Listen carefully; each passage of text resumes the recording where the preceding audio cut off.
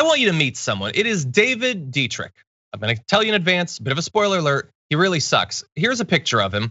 He was, until recently, and that's the good news, I suppose, the former chairman of the Hampton, Virginia Electoral Board. There's David Dietrich right there. So former chairman, that's the good news. Why?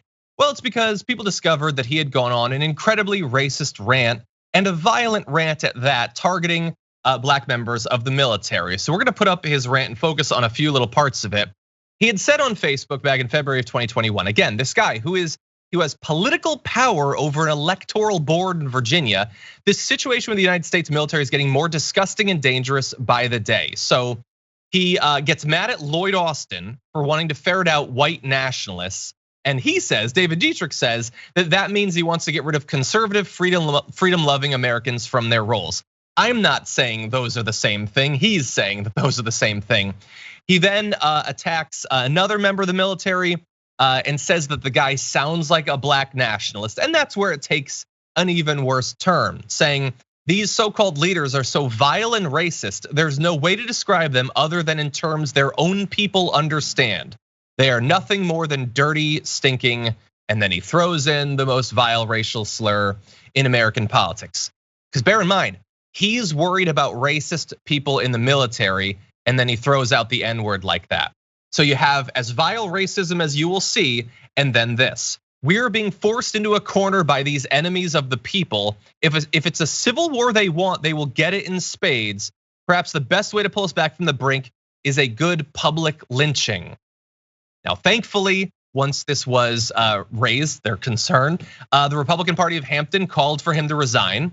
Republican Governor Glenn Youngkin also wanted him to resign, and he didn't up until just 3 days ago. But finally, I guess the pressure was enough, Morgan, and this guy is no longer on the electoral board. He almost stuck it out. Yeah, I mean, I guess one of the things that's most surprising to me is that the Republican Party actually asked him to resign. And that Youngkin was willing to go out there and say it, because we haven't always seen that call for accountability within their ranks. So, but they probably know in Virginia, maybe it's a little tighter there, and they can only allow so much crazy and still win. In Ohio, I don't think they observe such limits. Yeah, I don't know. I guess a lot of it'll often come down to how angry are people? How much pressure do you put? And that's whether that determines if you get rid of a guy like this or not. By the way, I just want to mention one more final interesting point. He apparently had an emergency management company called Get Ready that helps people get through crises. I don't think he was that great at his job. He didn't make it through this one.